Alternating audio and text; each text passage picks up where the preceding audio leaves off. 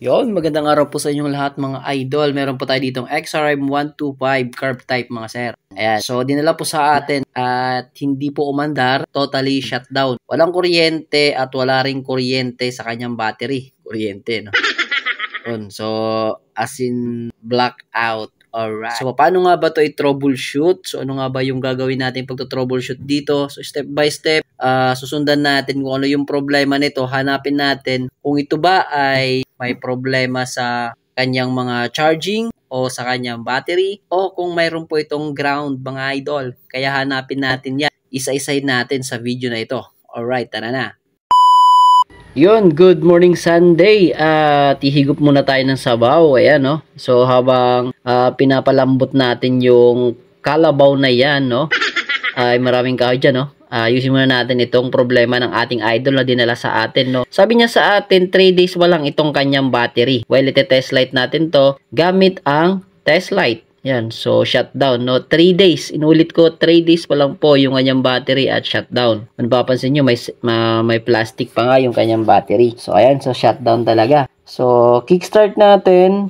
Yon, wala. Hindi man lang umiilaw yung ating S-light habang kini-kickstart natin. So, dito po tayo sa may fuse. Baka naman putol po yung fuse, mga idol, no?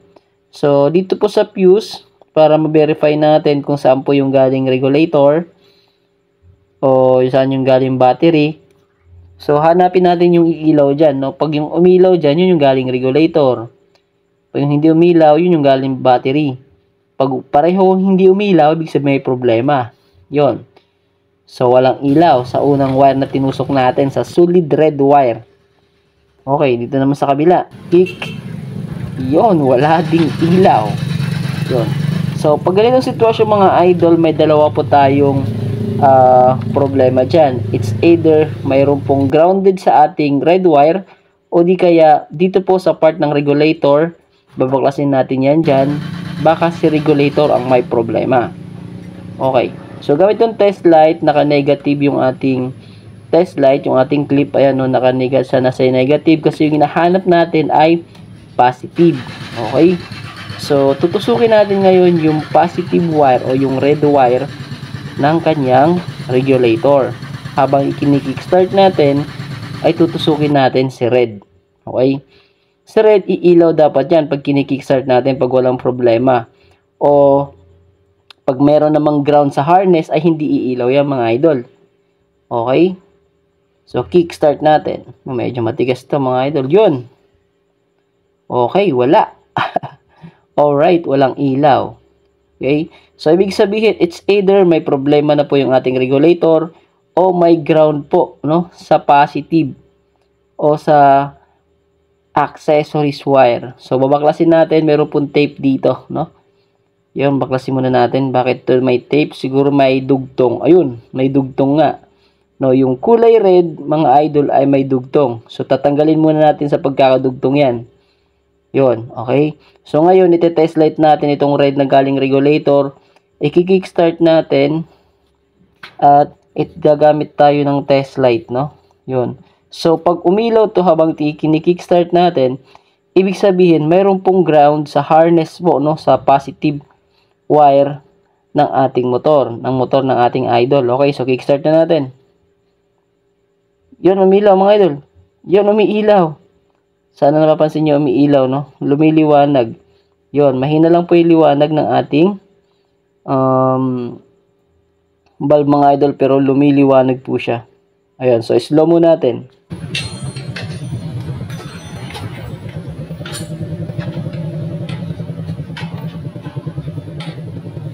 Yun, so nakita nyo naman mga idol, no? Umiilaw po siya.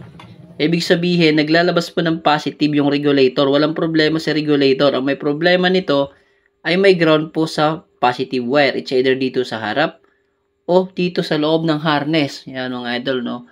Okay, so dito naman tayo magbubukas. Tignan natin dito, baka may problema po yung mga socket o di kaya yung mga valve. So mapapansin yung mga idol na ginagawa po yung kalsada dito sa ating harapan. Okay? Sa mga gusto magpagawa doon sa part na yun, pwede kayo umikot papunta rito. Okay. So, sinegway ko lang saglit at balik ulit tayo dito. Yung motor mga idol na, ayun, yung katabi kong motor ay baba makina yan. Okay, so balik na tayo dito at tinanggal ko na po yung headlight. Okay, so ayan. Tanggalan natin yung headlight. At yung gagawin natin dito mga idol ay hugutin muna natin yung mga nagpakasaksak dito, no? Yung mga sakit, lahat ng mga sakit na naandyan, baklasin muna natin. Ititira lang natin yung kanyang sakit po ng kanyang susian, no? Okay, so yun lang po ititira natin. So yung iba dyan, kakalas-kalasin natin sa pagkakasakit kasi maaaring may pinagmumulan ng ground sa part po ng harness. Okay, no? Or sa part po ng mga indicator sa ilalim ng dashboard o di kaya sa switches. Ayan, so kaya tatanggalin muna natin sa pagkakasakit. Okay? Yung ititira natin, yung red wire lang. Ayan, so ngayon, ite-test light na natin kung may nagbago. Okay. Ayan, so balik tayo dito sa part ng kanyang regulator. Okay, so ite-test light ulit natin yung regulator. Unahin muna natin dito po sa part na kanyang regulator, no, yung red. Yun, umiilaw. Mga idol. Yun, umiilaw po siya. Yun, umiilaw.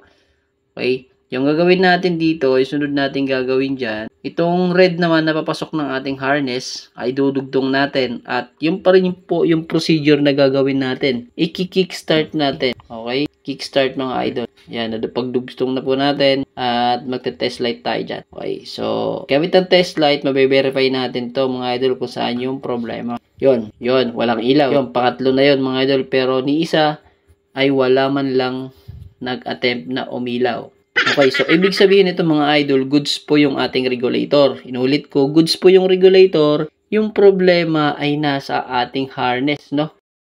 Sa positive wire o sa ACC wire ng harness. So dito po meron po siyang relay, sakit ng relay, pero wala pong horn relay. Ayan, sakit lang po yung meron dito. Titignan natin baka may mga positive na nakadikit sa harness, no, o sa chassis nga pala mga idol. Okay, yun yung hahanapin natin dyan. Dito naman sa likod may mga lead light siya na may mga balat-balat na. Tatanggalin na rin natin to kasi hindi naman to nagpa-function, sabi ng may-ari. Okay, tatanggalin natin yon para iwas mga ground. So, itong ground na to, sira na rin po yung switch na yan. Puputulin natin yan. So, sa lahat po ng pwedeng pangulan, naiisip nyo ng ground, i-disconnect nyo muna, no, sa mga sakit yan para malaman natin. Okay? Pag napa-under natin yon na naging okay na siya, so ibig sabihin nasa isa sa mga sakit yung may salarin. Kung bakit namamatay po, nawawalan po ng kuryente yung regulator. Okay, so nakita nyo sa mga sakit na yan, ayan, na yung itiniran lang natin yung sa galing battery or sa galing regulator. Okay? So yan po yung ating CDI, katabi lang po ng regulator. Yun. At balik na po tayo dito sa pagte-test light natin, no. At pagdudugtungin natin yan, try natin i-kickstart, no. Yun, no. So walang ilaw talaga. Mga idol, ayaw talaga mag-release ng kuryente. Ayan, so pinaghiwalay ko, umiilaw. Ayan, so mayroon pa talagang ground, no. Nakalas na po natin yung lahat ng pwedeng pagmulan ng ground. So mayroon pa pong ground, mga idol. Okay, so dito po tayo sa part ng kanyang battery o yung wire papunta dito sa battery, check na natin yan. Kasi kung minsan kumakayod yan, kaya tinanggal natin yung cover dito sa gilid. Dito na tayo sa pinakahuling part, tanggalin natin yung fuse, no. At ito na lang po yung naisip natin na pwedeng pagmulan, no, kahit bago pa po yung kanyang battery na yan. Tanggalin natin yung connection papunta sa battery. Ayan, so test light natin na nakadugtong. Yun, umilaw mga idol. Alright, so alam na natin kung saan po yung problema. Yun, so since alam na natin kung saan po yung problema, pag tinatanggal po natin yung fuse o dinidisconnect natin yung linya papunta sa battery, ay may kuryente na pong binibigay sa ating harness, no, yung ating regulator. Ibig sabihin na dun po sa part ng battery yung ground, kaya paandarin muna natin kung mapapaandar na ba ito. Alright.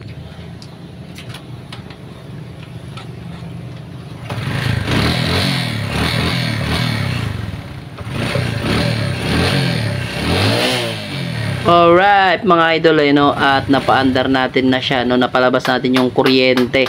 at may supply na po ng positive yung buong harness. So, yung mga tropa, no, biruin nyo, no, pinagtatanggal na po natin lahat, pinaginalaan na natin kung saan po yung may ground, no, tinanggal natin yung mga accessories nya, which is putol-putol din naman mga idol no? Ayan, no? At nandito lang pala, no, hindi mo siya paghihinalaan na battery yung sira kasi bago mga idol. Ayan, no? Bago po yung battery, pero pag nakakonect po siya, ayan, ay nawawalan po ng kuryente yung buong harness. So, connect natin. Yon, diba? Nagsha-shutdown po yung kanyang kuryente pag nakakabit po itong kanyang bagong battery. Nulit ko, bago po yung mga idol, no, 5 araw pa lang daw. Yan, so hindi mo talaga paghihinalaan na siya yung may problema. Okay? At tanggalin natin yung fuse at aandar po yan mga idol. Right?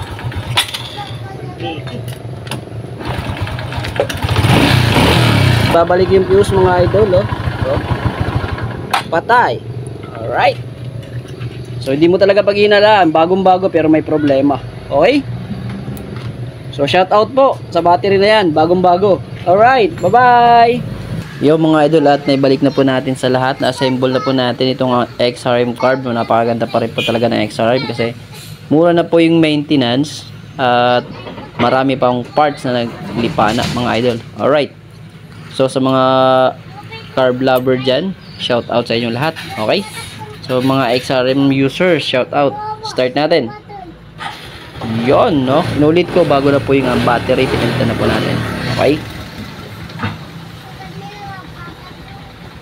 Signal.